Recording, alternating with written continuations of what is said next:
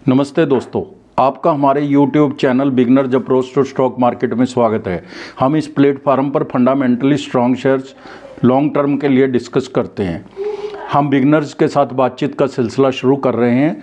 इस समय मार्केट ऊपर की ओर एक तरफा चल रही है। इसमें जो फंडामेंटली स्ट्रॉन्ग शेयर हैं वह भी चल निकलते हैं, जो फंडामेंटली स्ट्रॉन्ग शेयर नहीं है वह भी चल निकलते हैं।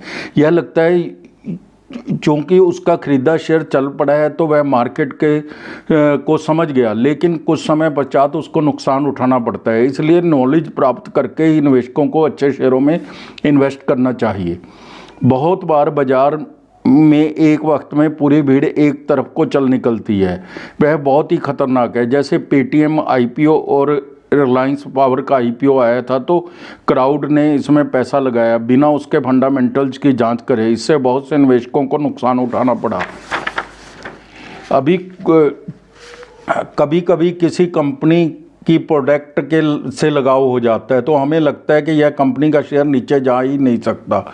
ऐसा नहीं है। समय समय पर कंपनी के फंडामेंटल्स की समीक्षा करते रहना चाहिए। शेयर बाजार में पैसा खुद का लगाना चाहिए। शेयर मार्केट में उतार चढ़ाव आते रहते हैं। अगर पैसा आपका अपना नहीं है तो हो सकता है आपको ख़राब मार्केट में शेयर बेचने पर मजबूर होना पड़े। नुकसान बहुत ज़्यादा हो सकता है। आज हम आपके लिए एक शेयर कोल इंडिया लेकर आए हैं। आज के भाव 370 रुपये हैं। 52 वीक हाई एंड लो 371 रुपये और 207 रुपये है। मार्केट कैप 1,10,91,000 करोड़ है। EPS 46 है। फेस वैल्यू 10 है। 20 विश्लेषकों ने खरीदना की सिफारिश की है। मजबूत खरीद 9, खरीदना 8 और होल्ड 1 है। कोल इंडिया लिमिटेड सरकार के स्वामित्व वाली कोयला खनन कंपनी है। यह दुनिया की सबसे बड़ी कोयला उत्पादक कंपनी है। एक फोरकास्टिंग कंपनी एक साल का 399 रुपये का टारगेट देती है। हमारी टीम को यह शेयर सेफ नज़र आता है। आज बाजार में तेज गिरावट का दौर रहा। कोई विशेष नेगेटिव न्यूज़ नहीं है। थोड़ा बहुत कोरोना टाइप अफवाह है। दूसरा, प्रॉफिट टेकिंग हो सकती है। जब मार्केट स्टीप जा रही होती है तो प्रॉफिट बुकिंग स्वाभाविक है। आज हम ओबराई रियल्टी लिमिटेड के शेयर का फंडामेंटल एनालिसिस करेंगे। हम इसके बिजनेस मॉडल और फंडामेंटल्स समझेंगे, फिर हम इसकी प्राइस वैल्यूएशन पर भी चर्चा करेंगे। ओबराई रियल्टी लिमिटेड एक रियल एस्टेट विकास कंपनी है जिसका मुख्यालय मुंबई में है। यह ओबराई रियल्टी ग्रुप का हिस्सा है। यह कंपनी आवासीय कार्यालय स्थान, खुदरा आतिथ्य और सामाजिक बुनियादी ढांचे के विकास पर केंद्रित है। कंपनी ने पूरे मुंबई में रणनीतिक स्थानों पर 42 से अधिक परियोजनाएं विकसित की हैं, जिसमें लगभग 11.89 मिलियन स्क्वायर फीट जगह शामिल है। आवासीय परियोजनाओं में 81% रेवेन्यू आता है और J7 एग्जीक्यूटिव स्क्वायर और हालिया परियोजना 360 वेस्ट जैसी परियोजनाएं इसमें हैं। किराए से आय 16% है। इसमें माल और कमर्शियल प्लेस जैसे निवेश स्थानों से किराए की आय है। 4% आतिथ्य और संपत्ति प्रबंधन सेवाएं हैं। इसमें कमरे, भोजन और पेय पदार्थों की बिक्री और संबंध सेवाएं जैसी सेवाएं शामिल है। Oberoi realty limited real estate sector की शानदार कंपनी है। हमारी टीम ओबराई रियल्टी के बिजनेस मॉडल को 10 में से 10 नंबर देती है। अब हम ओबराई रियल्टी लिमिटेड के फंडामेंटल्स सीखने की कोशिश करते हैं। मार्केट कैप 51,617 करोड़ है। स्टॉक PE 26.3 है। डिविडेंड 0.29% देती है कंपनी। बुक वैल्यू 353 रुपये प्रति शेयर है। ROE 16.6% है। फेस वैल्यू 10 रुपये है। कंपनी के तिमाही दर तिमाही अच्छे रिजल्ट्स आ रहे हैं। 5 वर्षों में 32.6% की CAGR से प्रॉफिट ग्रोथ दी है। कांस्टेंट देखते हैं। पिछले 3 वर्षों में कंपनी का इक्विटी पर रिटर्न 12.1% है, लेकिन लेटेस्ट जो पिछले साल का वो 16.6% है। अभी थोड़ा सुधार है। अब हम इसके तिमाही नतीजों को कंपेयर कर लेते हैं। एक पिछले क्वार्टर और एक कॉरस्पॉन्डिंग क्वार्टर के रिजल्ट देखेंगे। सितंबर 22, जून 23 और सितंबर 23। सेल है जो 689 करोड़ है सितंबर 22 में, जून 23 में 910 करोड़ है, सितंबर 23 में 1217 करोड़ है। ओपीएम 45% है सितंबर 22 में, जून 23 में 52% है, सितंबर 23 में 52% है। नेट प्रॉफिट 319 करोड़ है सितंबर 22 में, जून 23 में 322 करोड़ है, सितंबर 23 में 457 करोड़ है। सेल की प्रोग्रेस बहुत अच्छी है, ओपीएम भी लगातार बढ़ रहा है, एनपी नेट प्रॉफिट में भी अच्छी ग्रोथ है। कुल मिलाकर तिमाही रिजल्ट्स कंपनी अच्छे पेश कर रही है। अब हम YOY रिजल्ट्स कंपेयर कर लेते हैं। सेल मार्च 22 के अंदर 2694 करोड़ है, मार्च 23 में 4193 करोड़ है और TTM 4718 करोड़ है। TTM 1 अक्टूबर से 30 सितंबर तक का ले लेते हैं।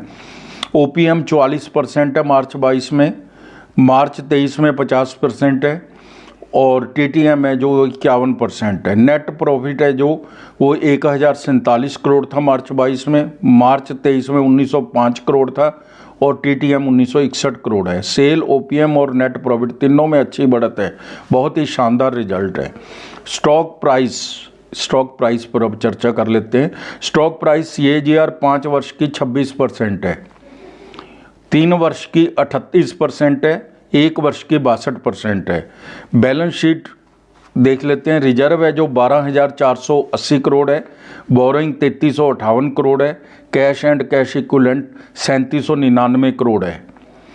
इन्वेस्टमेंट 729 करोड़ है। बहुत मजबूत कंपनी है, कंपनी के ऊपर कर्जे का बोझ नहीं है। ROCE भी बढ़ रही है। प्रमोटर 67.71% है, FII 17.83% है, DII 11.61% है। पब्लिक के पास केवल 2.84% शेयर है, तो ये भी एक रीज़न है इसको शॉर्ट लिस्ट करने का कि पब्लिक के पास इसकी इक्विटी बहुत कम है। बैलेंस शीट बहुत ज़्यादा मजबूत है। हमारी टीम फंडामेंटल्स को 10 में से 10 नंबर देती है। अब हम ओबराई रियल्टी लिमिटेड के शेयर की प्राइस वैल्यूएशन पर चर्चा करेंगे। क्या हमें इस शेयर में इन्वेस्ट करना चाहिए? अगर हाँ तो इसके क्या रिटर्न रह सकते हैं? हम इसमें बाजार एक्सपर्ट्स और ब्रोकरेज हाउसेज की भी हेल्प लेंगे। आज के दाम 1380 रुपये के आसपास हैं। 52 वीक हाई एंड लो 1519 रुपये और 790 रुपये है। स्टॉक PE 25.8 है। अगर इसके पीयर्स के मुकाबले आप देखेंगे तो बहुत सस्ते दाम पर यह शेयर मिल रहा है।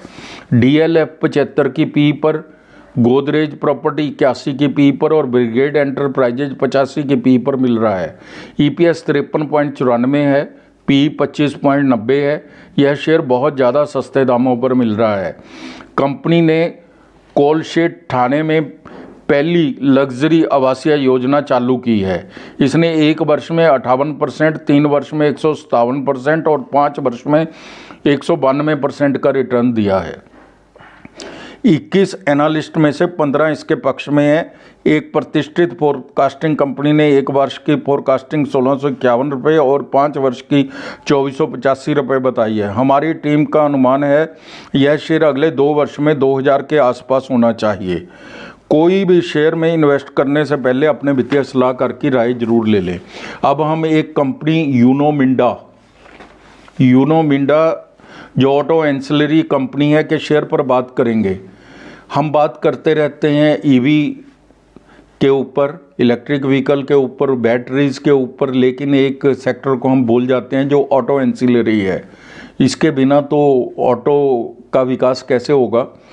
Minda industries limited switch, lighting, battery और ब्लो मोल्डेड उत्पादों जैसे ऑटो इलेक्ट्रिक पार्ट्स के निर्माण में लगी हुई है। इसके उत्पादों की श्रेणी में switch 2W, HBA, sensor, actuators, controllers, switch 4W, HVAC, mirror, lighting, HLL, motor आदि हैं। MIL के पास ऑटोमोटिव बैटरी ब्रांड ब्रूम है। 15 अप्रैल 2013 को कंपनी ने क्लाटन हार्न SAU का अधिग्रहण किया है। आज के भाव 650 रुपये हैं। 52 वीक हाई एंड लो 695 रुपये और 435 रुपये है। मार्केट कैप 37,300 करोड़ है। EPS 12 रुपये 95 पैसे है। स्टॉक PE 50.35 है। सेक्टर PE 83.6 है। शेयर सेक्टर पी से सस्ता मिल रहा है, फेस वैल्यू 2 रुपये है। डेट टू इक्विटी 0.30 है, प्रमोटर होल्डिंग 68.73% है। FII 7.79% है, DII 17.28% है। पब्लिक के पास केवल 6.20% है। 13 दिसंबर की न्यूज है कि कंपनी ने अपनी सहायक कंपनी यूनो मिंडा के तहत अपना नया ऑटोमेटिव सीटिंग सिस्टम प्लांट चालू किया है। जियोफिन कामट्रेड ने खरीदना टैग के साथ 745 रुपये का टारगेट दिया है। हमारी टीम का अनुमान है यह 750 रुपये तक शॉर्ट टर्म में जा सकता है और मध्यम अवधि में यह 900 रुपये तक इजीली जा सकता है। लंबी अवधि के निवेशकों को के लिए उपयोगी निवेश सिद्ध हो सकता है। तो फ्रेंड्स, अगर आपको हमारे द्वारा बनाए गए वीडियोस के कंटेंट्स पसंद आ रहे हैं तो प्लीज़ आप हमारे चैनल को सब्सक्राइब कीजिए, लाइक कीजिए और शेयर कीजिए। Thank you very much.